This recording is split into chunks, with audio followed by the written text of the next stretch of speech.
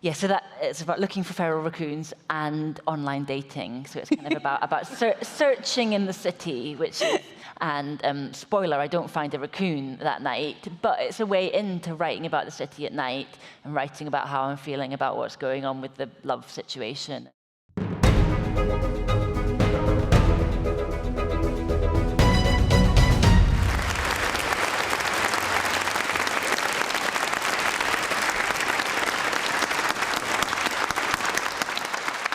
Good evening, everybody, and welcome to the Edinburgh International Book Festival 2022. To everybody who's live with us in the Baillie Gifford Sculpture Court, and to all of you citizens of the internet watching out there. A couple of quick little things on behalf of the Book Festival. I'd like to thank Claire and Mark Urquhart for supporting this event.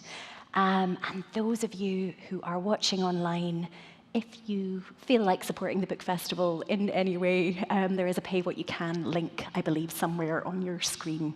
All donations very much appreciated. So, welcome to Traffic Islands Are for Lovers.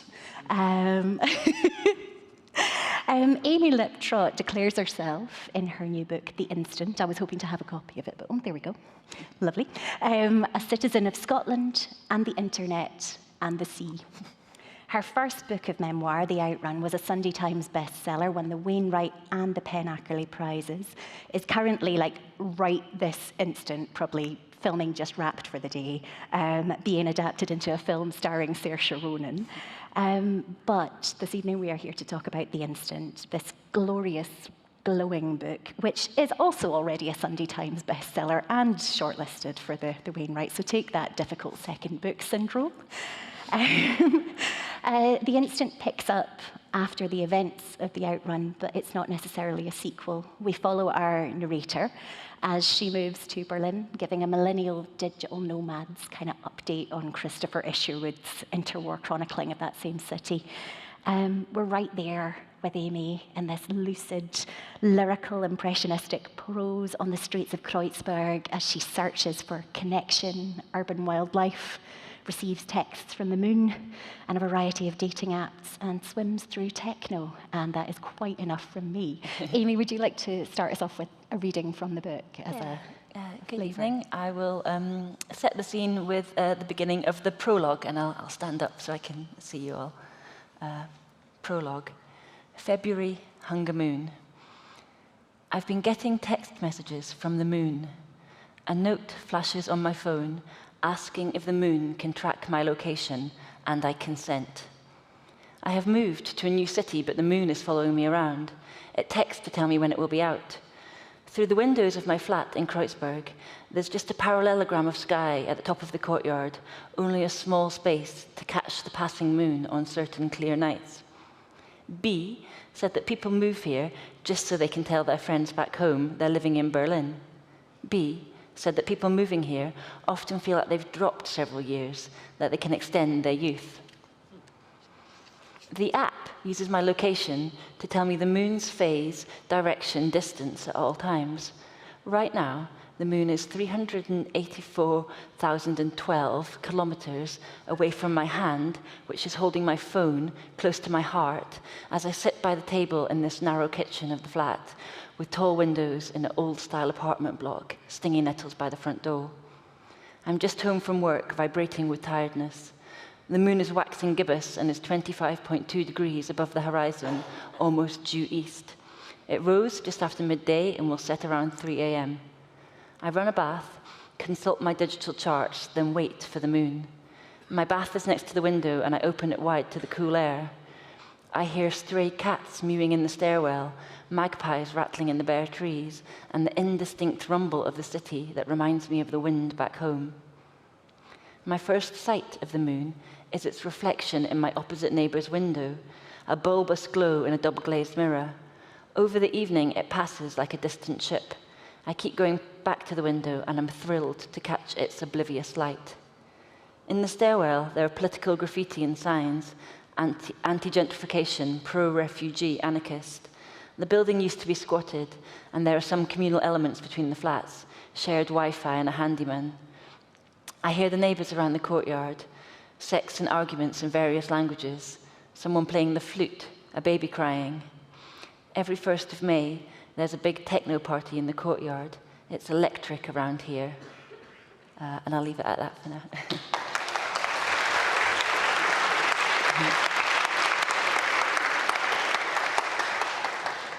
So this book, which has stayed with me since my first reading, and I reread it all yesterday just to be fresh, and it's still, my head's still kind of singing with it. It's a book about many things, but I'd say one of the key things is loneliness and the search for communication, and possibly the way that the internet both alleviates and kind of exasperates that. Would you think that's a fair? Yeah, it's definitely a book full of searching and quests and adventure for different things, for types of urban wildlife, for adventure and a new life in a new city, and looking for love, and a lot of these things happen online. It's sort of enabled me to move to Berlin and to meet new people over there and to book my travel. And like a lot of people, I live almost constantly with this kind of extra dimension of the internet alongside what I do. And there was a chapter in my first book, in the Outrun, called Online, that was about living digitally, and I just found it really interesting to write about that, to acknowledge the digital in alongside nature writing, to be quite honest about how much I'm using those things, and to find the sort of wonder and beauty in it, actually, because the sort of trope that you fall into as a writer is to be quite sort of negative about the internet. But the second chapter of the book is about digital mapping and how I really enjoy Google Maps and how that allows me to be in another place, and all the kind of quirks and strange images that threw up. So I just really wanted to have the book kind of set online almost as much as it's set in Berlin. I just find that quite interesting territory. Yeah, and it's interesting that you mentioned the nature writing there as well, because obviously the Outrun won the Wainwright, and this has also been shortlisted for the Wainwright, which is a nature writing prize, but just the idea of negotiating that digital and natural world together is a really, I think it's certainly new, and it's maybe how we, but you're definitely pioneering a new way of nature writing, I think, here. Yeah. Well, the first line of the book is, I've been getting text messages from the moon, so that anything that happens to me like that, I just love it, and I'm like, that's going to be something that I kind of note down. And trying to think of examples, like when I was in Berlin, I went out with a bird watcher who showed me these, there's a lot of goshawks in Berlin, which are a very rare bird of prey here, but they're actually quite common in the city Berlin. And if you know what you're looking for, if you tune into their call, or the fact that crows are acting differently when they might be around, you have quite a high chance of seeing them. And I was told that this goshawk is the actual goshawk that's on the Wikipedia picture of the entry for goshawk, and stuff like that I quite like. That's Yeah, because I think there's a bit in there where you mentioned that bird watching to you feels like an antidote. Yes. Yeah, to the constant, extremely online. It is. It's really, if you're looking at screens the whole time, it's really good to look into the distance. And to begin with, actually, things can look quite blurry in the distance, but you can, this idea of kind of like using your senses and sharpening your eyes is something that I have in the book. So I recommend everyone who spends a lot of time on screens takes up bird watching. If you don't already, you might well do if you're here tonight. In lots of ways, that kind of awareness of the world around you is healthy, and something. Even though I've lived in cities before, I realised there's many different ways of living in the same city, and you can tune into different things. Like you can tune into the bird call, or you can can tune into what's going on with the weather and the clouds, or you can be getting up early in the morning because you're going out bird watching rather than because you've been up all night kind of thing. And I like writing about, like, you know, watching people coming home from parties, and I've got up early to go bird watching in the park, and all those kind of juxtapositions interest me. Yeah. And coming back to the idea of extremely online, which is a well-known phrase that you also use in the book, I think. We were speaking there about how, to me, when I read this, Amy and I are almost the same age, and this felt very intensely to me like a book that only somebody roughly about our age could write. And I mean, there's a number of reasons for that. For a start, sadly, young people can't just go off to Berlin for a year necessarily anymore. That freedom of movement has kind of ended. But then there was also the idea, there's a quote you have in the book where you say, "I am as old as it is possible for a millennial to be." So we are, you know, a sort of micro generation who did not grow up with the internet, but encountered it as soon as we became adults. So, you know, and you mentioned LiveJournal, which was a very popular anyone remember that? blogging. Yeah. It was a very popular blogging kind of social network before social networks existed, that I think was fundamental to both of us as writers as well. Putting diaries online, yeah. And I thought I'd ask you, I've not necessarily formulated a question, so apologies for the vibes that I am spilling out all over the audience here, but I thought I'd ask you just to kind of have a chat about you as a diarist and as an online person, and then translating those two things into books. How do you approach that in your... Yeah, well, kept a sort of lifelong diary since I was a little girl, which is handwritten on the page in quite a traditional way. But then, I guess for 20 years or so, I've written blogs and like social media posts and things in different ways, and both of those things are bodies of work that I've developed into my books. And actually, I think. I feel like I've sort of found my voice in my diaries, but putting stuff in like different blogs that I've had at different times in my life, that's been a real good testing ground as a writer, because you're actually having to get stuff published in a way and getting readers. Yeah, I had a vlog when I was a cleaner. I started a blog. When I went into rehab, I started a blog, and then I did a sort of nature blog as well. And I'd love to, again, start writing a sort of nature column. I've got a sort of idea that for that as well. So, and I think when you're posting, like, writing online, it's you can sometimes gauge what interests people, and Twitter a lot as well. I think it's got a little less playful these days, actually, but I did the sort of constraints of Twitter and thinking of what's the interesting nugget of something. Has been really useful to me as well. Stuff that I've tweeted has, I think it's actually, that is very influential. There's, the book works with, there's a lot of short paragraphs, and there's a lot of moving between different subjects and styles of information. And that's a lot down to internet-influenced writing. Firstly, the short paragraphs, which are kind of like tweets sometimes, but also just the fact that we are so used to processing different kinds of information in parallel and making links between them and moving between them. As readers, we're so sophisticated of what we have to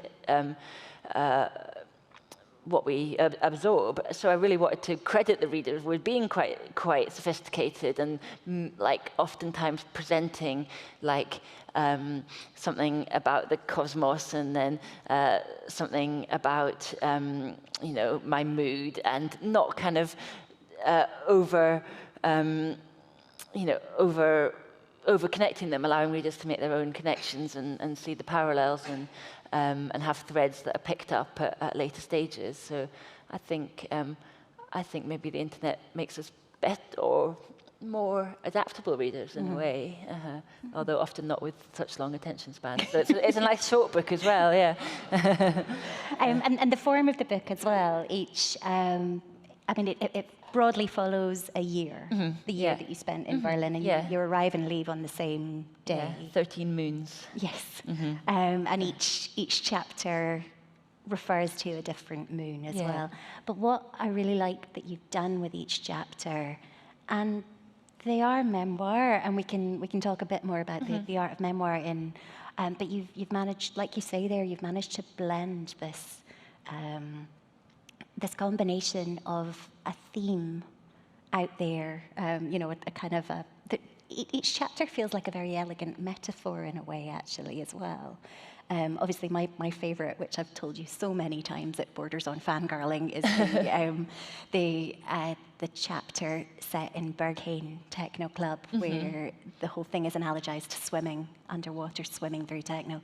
But each chapter has a very different kind of, it's almost like a mini essay within that narrative as well. Yeah, nearly all of the chapters, I think of them as extended metaphors, most of them. So there's that one about being in a techno club and being underwater.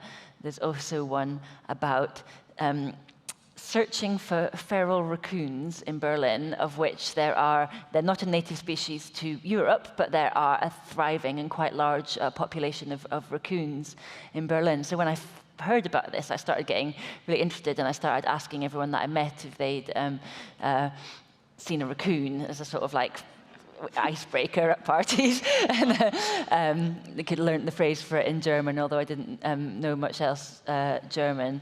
Can you remember it? Waschbar is raccoon, because it looks like they're washing their faces when they've got their little paws up. Yeah, so that it's about looking for feral raccoons and online dating. So it's kind of about searching in the city, which is, and I go out on a walk, because they're nocturnal animals, around the city at night, looking and asking people if they've encountered a raccoon. And spoiler, I don't find a raccoon that night, but it's a way into writing about the city at night and writing about how I'm feeling about what's going on with the love situation. And then there's another one which is about digital mapping, but it's also about a journey down through my own journey physically on a train. And there's another one which is about archaeology, which some of it goes back to the Orkney Islands where I'm from, and the digital aftermath of a relationship. So that's the kind of key chapter later in the book. Yeah. So I don't know how well they always work, but that was kind of like my big concept of extended metaphors. Yeah. And to get to the kind of it is a memoir. Both your books are memoir. This, I would say, compared to the Outrun, feels slightly more. I mean, you did this wonderful thing where you say that Andy Warhol in his diaries referred to himself as A and everybody else as B. It's not as confusing as you think. And the main characters of the incident, apart from your own narrative voice, feel very much to me like the internet and Berlin, with the moon maybe popping up for a few cameos.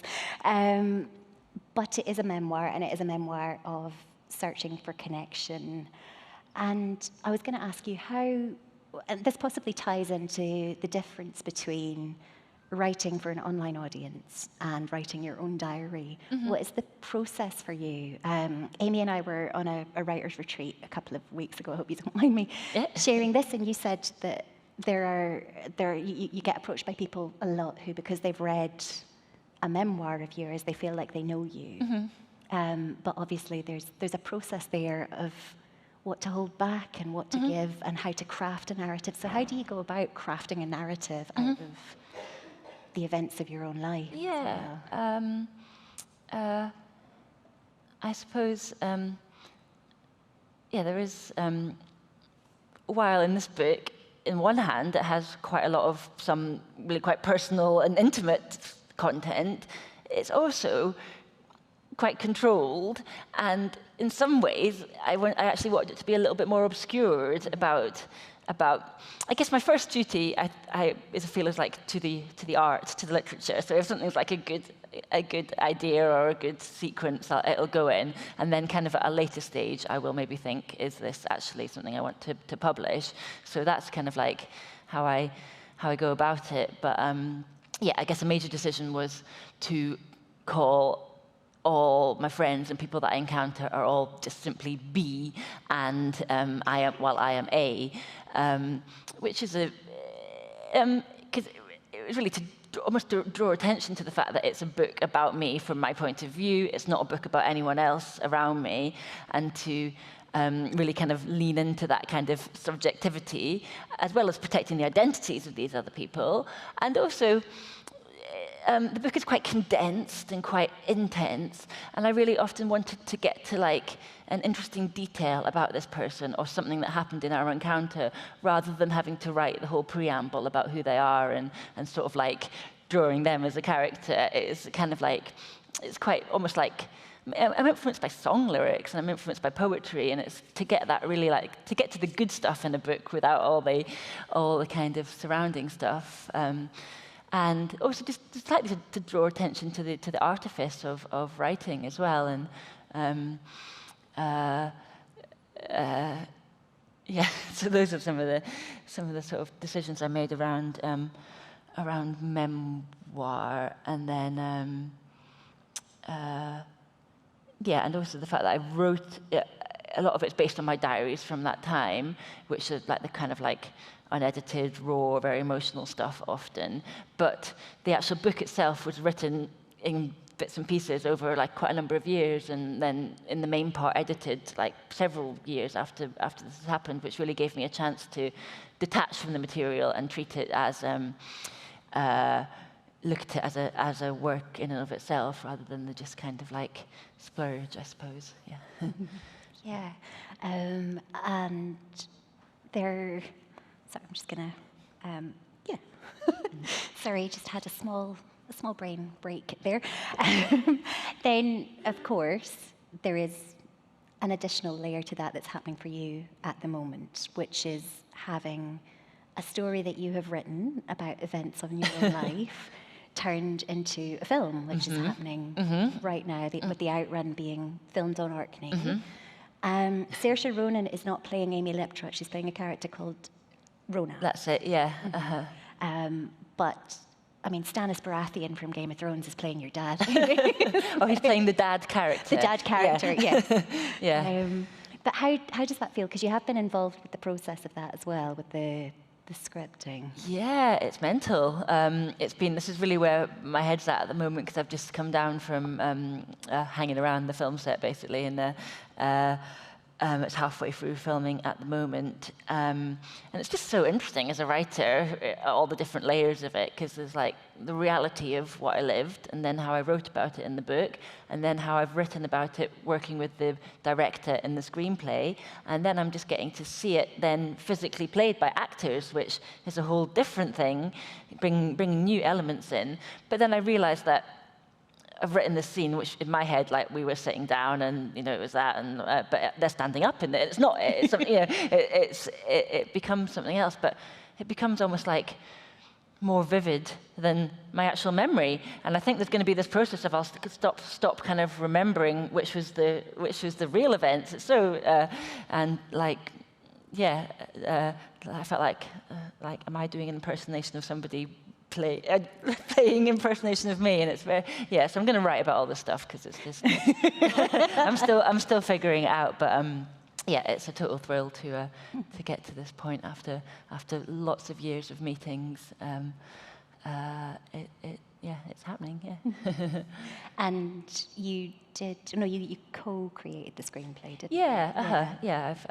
I've worked closely with the director Nora Finksheed over the last year. Lots of intense phone calls and back and forth with screenplays to get to this point. I'm still getting texts most days about the next day's filming. So we're just right in the middle of it. Yeah, because I remember a couple of weeks ago where we were all up at Moniac, and you showed us a picture that had just come through on your phone of a scene being filmed in Edinburgh where the mother character and the father character are filming both in the day of my birth. The prologue from the Outrun. And I just remember thinking that must be because that was exactly how I remember reading that scene. It just immediately kind of called back to it. So it's an interesting thing. Do you, I suppose it's difficult to know how you kind of feel about it when you're right in the middle of it. Right? You need to write it. It's been pretty nerve-wracking. I've never made, you have to, a film is, like when you're writing is very, it's my responsibility.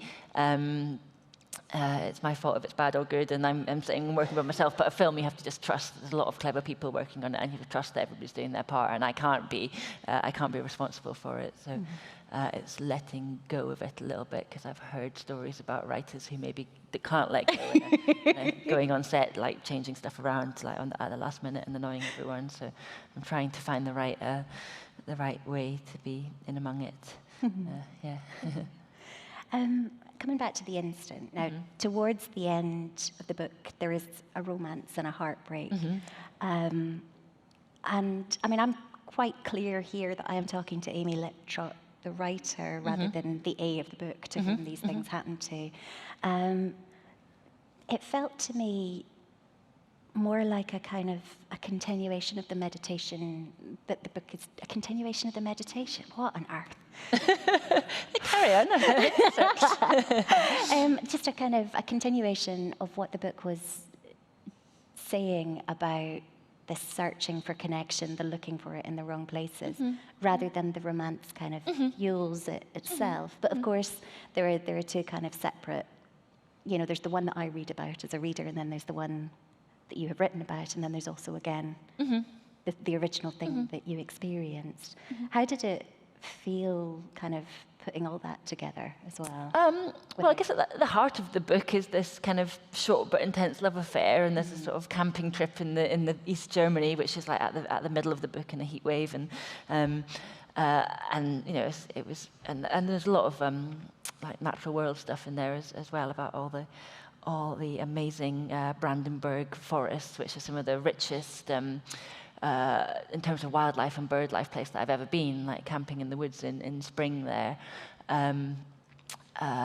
But with a kind of maybe way in for readers who might not be interested in reading about that, which is about two people in that extremely rich and bubbling kind of clearing in the middle of the woods. So I wanted to use that, and then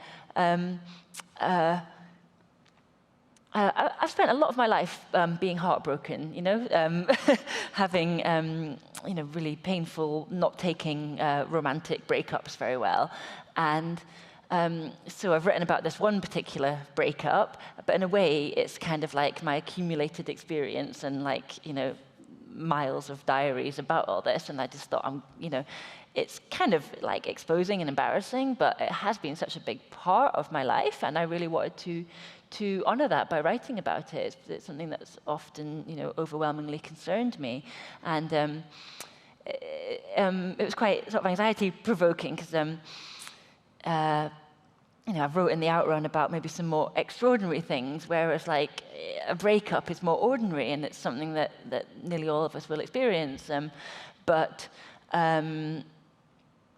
I'm someone that I've learned some lessons in life and some tools, but yet still it was something that I really struggled with. But because I really struggled with it, I thought that I had to. That was what I wanted to write about, and to get some art out of all this pain and angst. God damn it! So that's what I've done. That's what I've done, and I'm glad that it's in the past, and I'm also glad that I've written the book about it. Yeah. Is there something kind of cathartic about it, or does it feel more when you're then having to kind of take a book out and talk about it, about something that Well, yeah, I mean, in a way, I've kind of quite generalized it to sort of protect other people, and I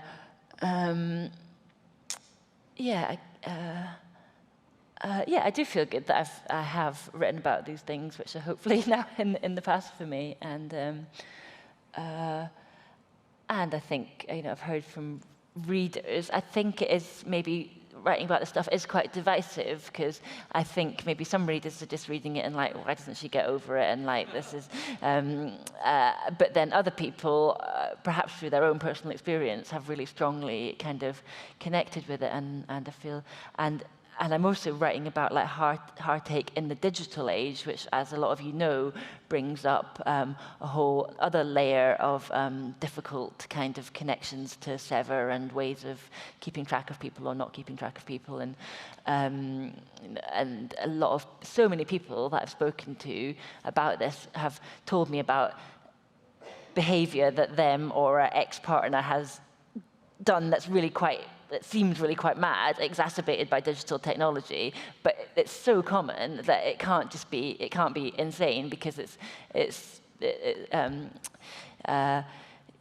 things like using cycling apps to keep tabs of where people are, or kind of like spreadsheets kind of like documenting how long people take to reply to text messages, or kind of like weird documenting of email, and just sort of like really mad and specific things that people do with their phones and their hearts, and there are other people. So I just wanted to write about that, because it often gets like, it's like, oh yeah, it's something people are negotiating and figuring out how to negotiate, and how digital technology really just amplifies our sort of human natures and our tendencies, and our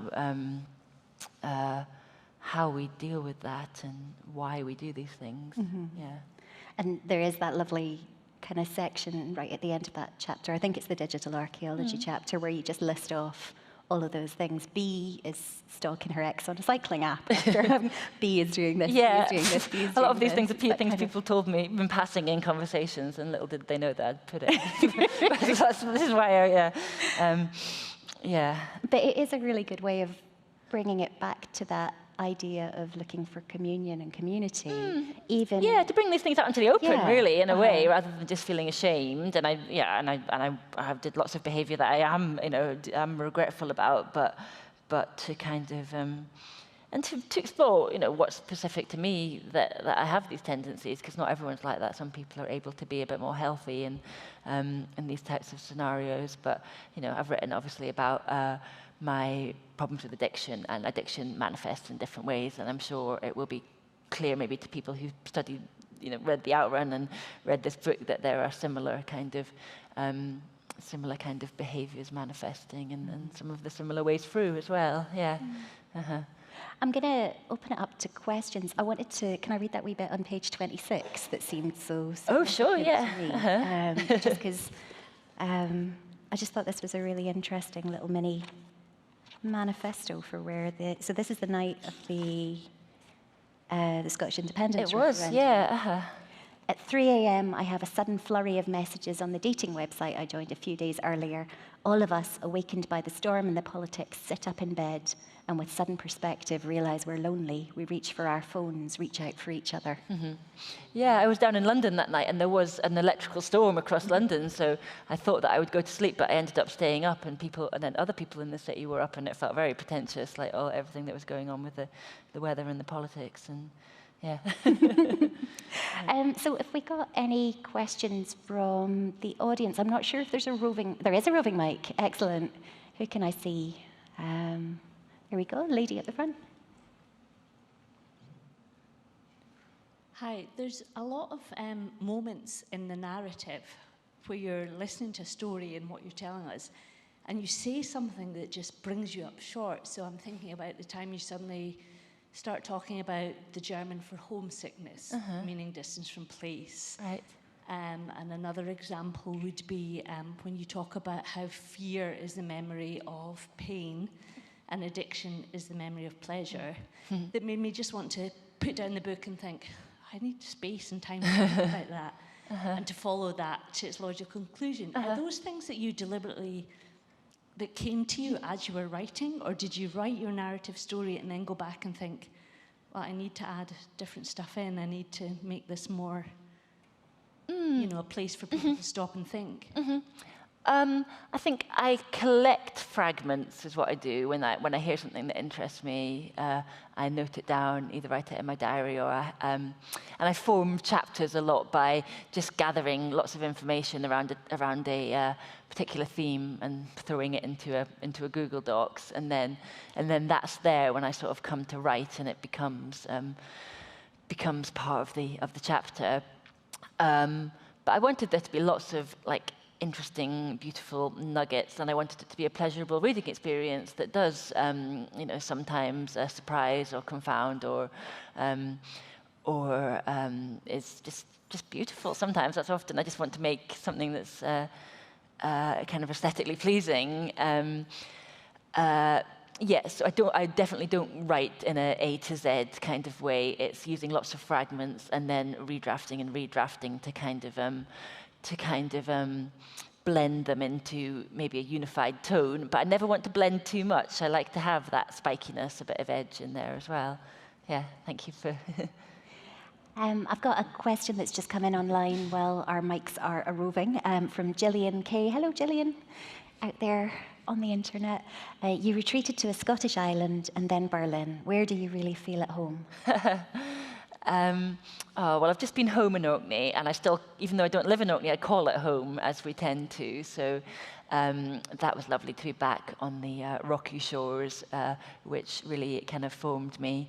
But I live in England, and in a nice little town in the north of England. So and I'll feel happy to return back home there next weekend. But actually, a lot of my friends are on the internet. I met Kirstin in real life for the first time 3 weeks ago, but we feel like we know each other for years online. So wherever I go, really, I can keep in touch with this community of writers and friends online. Yeah. Have we got another audience question? There's two down the front here.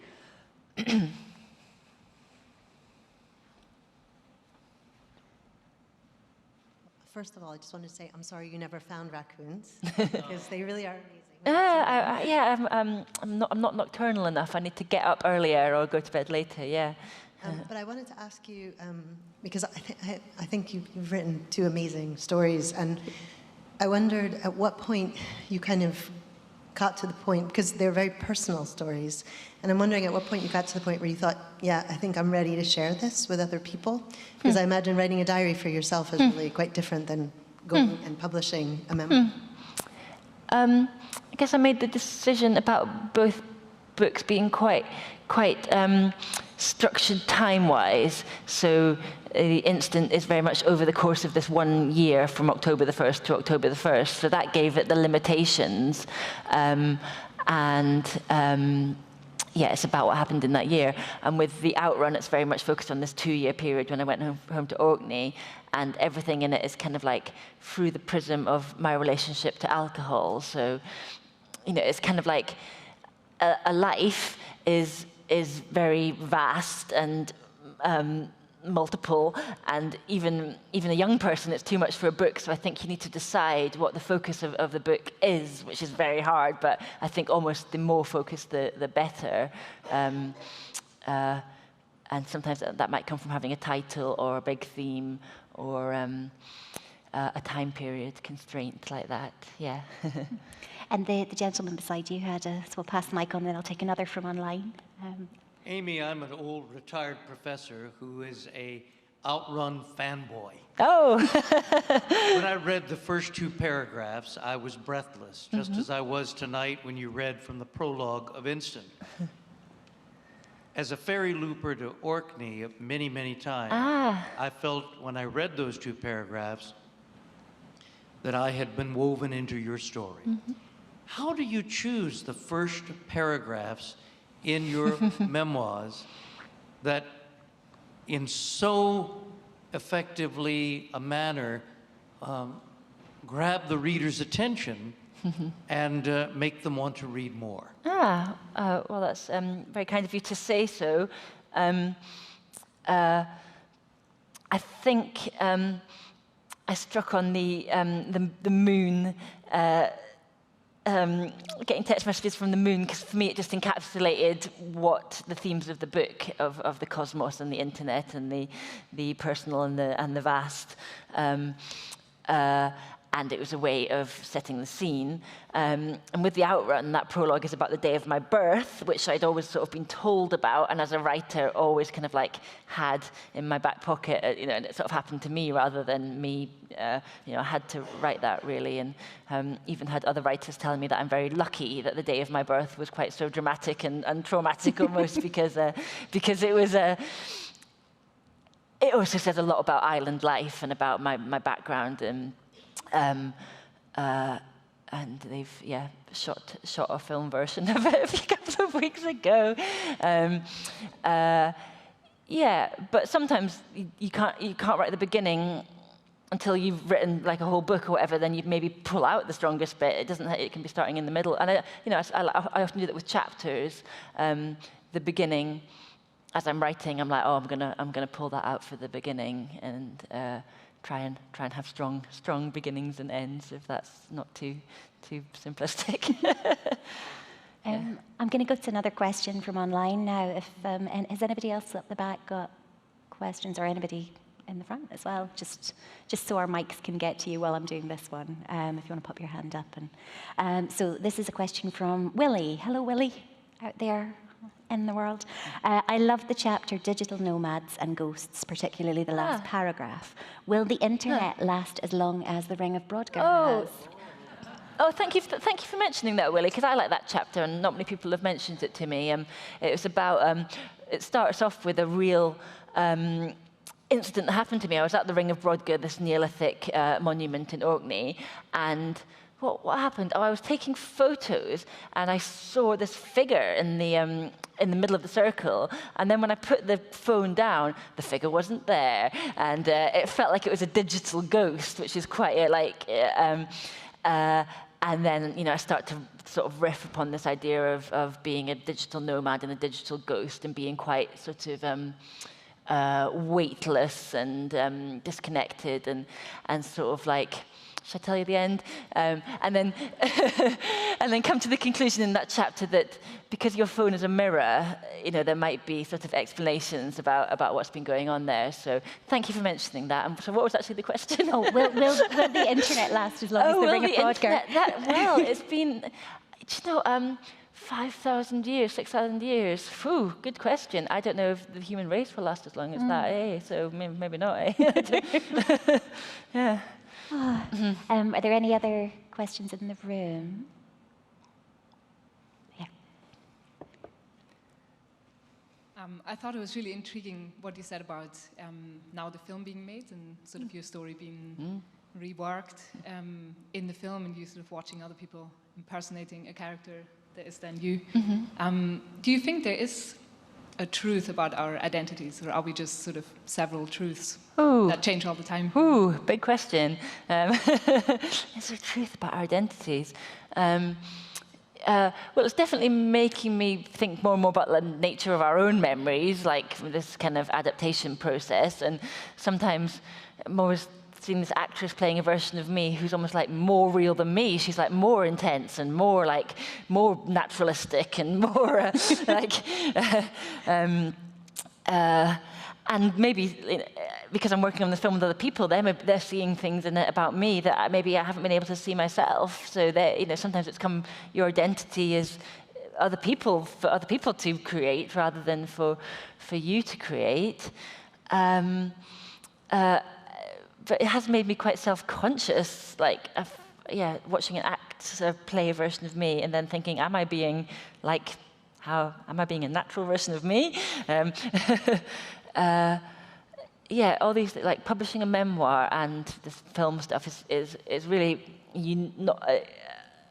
experience not many people go through, and it is very, very weird. And is there a fixed identity? That's a big philosophical question, I'm afraid. But those are a few things from my own experience. Thank you very much. Do we have any more questions in the room? Don't be shy. It's really easy. You just put up your hand and then talk into the shouty stick. It's fine. I'll ask another. I've got two here. They are both from Maria. I don't know if this is the same Maria. So I'll ask the first one, first of all. Is addiction really the memory of pleasure? Does that somewhat glorify the carnage of addiction? Ooh, yeah, maybe that's just, a slightly kind of glib line that I use. But for me, thinking about alcohol, there was a lot about sort of the false promise, so about kind of trying to chase something that is giving diminishing returns. And in other types of addiction, it's the same kind of thing. So there was pleasure once, but on repeated occasions it's getting less and less and less. But yet let you have to consume more and more to try and obtain the same effect. So it's complicated, but that's one thing that's good. So I really would never want to kind of glamorize alcoholism, which was my story. But also, when I've written about it, I want to be honest to the fact that there were good times as well. But those were less and less as time progressed. Yeah. Mm-hmm. Uh-huh. Have we got any more questions in the room? Yes.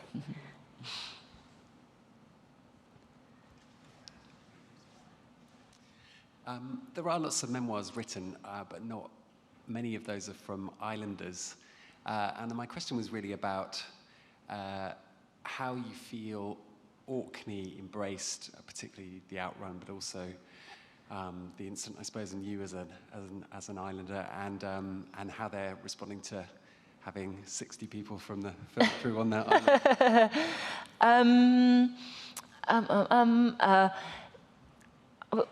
It has been the case throughout having these two books published that readers have been a lot more generous and open-minded than I feared. And I have, the books have been quite widely read in Orkney, which is a small community, and I've nearly totally heard nice feedback. I'm sure maybe not everyone would think that, but including from people that I might not have expected. So there was the old farmer who used to farm our place before we moved there. Really enjoyed my books, and so I really have been quite lucky in that way. And then was getting some complaints about roads being closed in Orkney by the film crew last week, which someone tagged me in a kind of thread on the council Facebook. Oh, the Facebook page is going to be lit just up. as I went to bed one night, and I had a kind of fitful night before I got on the phone to the council and tried to get them to clarify that pedestrians could still actually walk down the street, and it wasn't going to be quite as dramatic as people were getting really into complaining about. But apart from that, it's something exciting happening, and the film crew's been very keen to use a lot of local actors, local accents, genuine Orcadian accents, not somebody putting one on or having a Glaswegian accent, or and lots of extras and people using their locations, and then they're going to be actually filming on Papa Westry itself, the small island where I wrote the book and where I wrote about in the Outrun. So going to sort of double the population of the island in a couple of weeks' time when they go up there, a lot of people are helping out. And I really want to do credit to a very special place. Yeah. Thank you. I've got one more. I've got a question coming from Kate. Hi, Kate. What have you learnt about finding love and connection that you wish you could have told your younger self that year in Berlin? What have I learnt? I thought I haven't mentioned anything about the title of this event, which is called Traffic Islands Are for Lovers. What's the story with this? I started getting interested in traffic islands, roundabouts in the city of Berlin, and kind of made this romantic idea with my boyfriend that we would start meeting each time on a different traffic island around Berlin. And almost approach it as if we were like sea adventurers traveling to a real island, and then I wrote about them, like I gave the coordinates and I talked about how difficult the access was and the kind of wildlife, and you know, we were pretty poor, so it was like something to do, and also thought about like making a map of Berlin, but with only the traffic islands on, so as if it was like an ocean, and it was kind of like this romantic kind of project, but then like we broke up. But anyway, but then I just was, but then I was just determined that I was going to finish this project and I was going to write it up, and I went to some of the traffic islands by myself, and you know, I had a romantic old time by myself, really. So maybe that's what I would tell my past self, that, you know, you can do romantic projects by yourself as well. I don't know. Yeah. And then we have the second question from Maria. We will never know. Will you continue to write in the memoir style? Yeah, good question. I would really love to not not do that. I feel a bit embarrassed about having published 2 memoirs at a relatively young age, and I've got ideas of stuff that I'd like to research and write about, and I think it would be quite a relief to not write about myself. However, I also have diaries continuing to spill out of me, and I've, you know, struck upon certain techniques for writing about myself as well. So I probably will continue doing some of that, but I also have ideas that are different styles. Yes. Yeah. Do we have any final questions from the room? You will really regret. There you go. That's it. Hi. Hello. I've seen quite a lot of parents speak this year at the festival, and I wondered if parenthood is changing your voice or changing the way you tell the truth about yourself.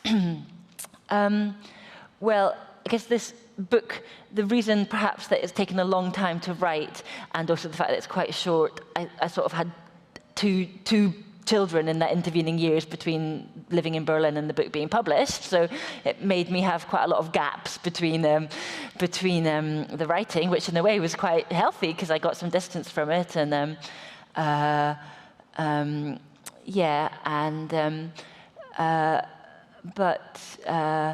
I've got a lot of material which is about basically my diaries and about children and the natural world. So I think I will. This has been a big part of my life, is being in the woods with the kids, and I think I'll probably write about kids and the seasons and in some sort of way. But whether it's changing my voice, yeah, there are lots of questions about that. But yeah, it's making me write faster and harder. And yeah. Yeah. Thank you. Final call for one short question. There we go.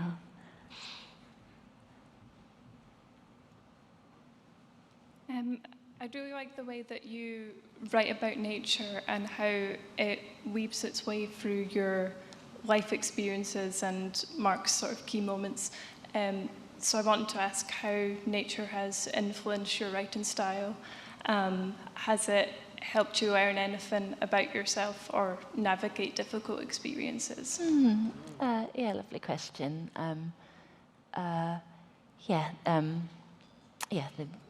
Being outdoors, learning about the natural universe is usually important to me in my sort of recovery from addiction, and it was experiencing these things, but also it was writing about these things, and it's given me more material and probably made me a lot more readable, you know, to not just be writing about sort of internal thought processes, but to have these things that we can all kind of be unified by.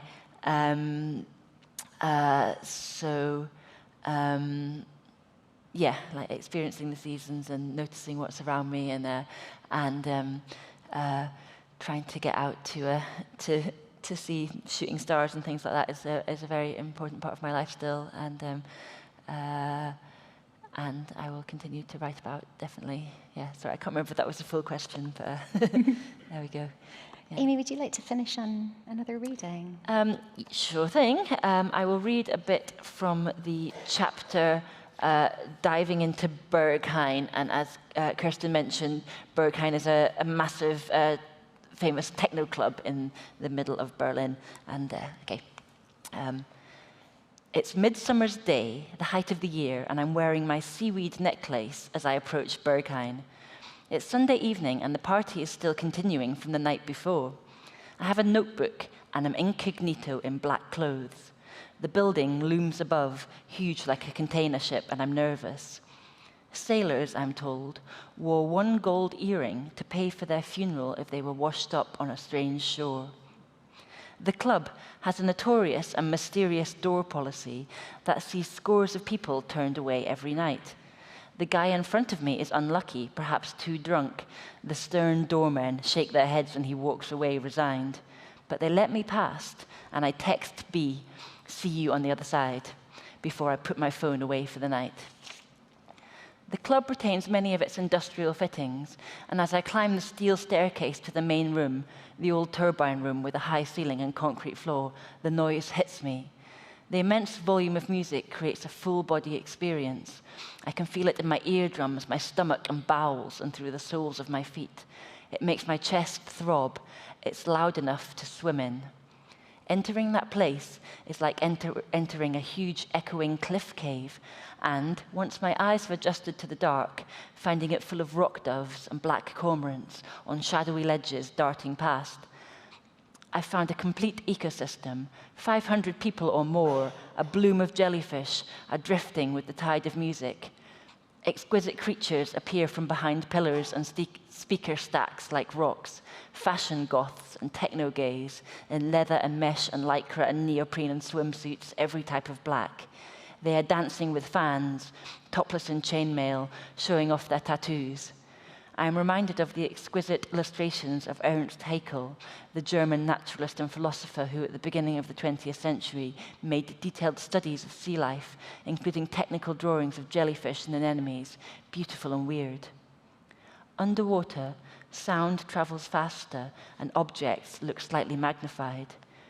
Due to the refraction of light in water, they appear closer and larger. A similar effect is created in a club due to the smoke machine, the dark, and the drugs. It's hard to tell distance, time, or direction. I'm swimming in murky water. A white spotlight is like a shaft of sunlight reaching down onto the seabed. There are red lasers and green exit signs. I can't tell how long I've been here.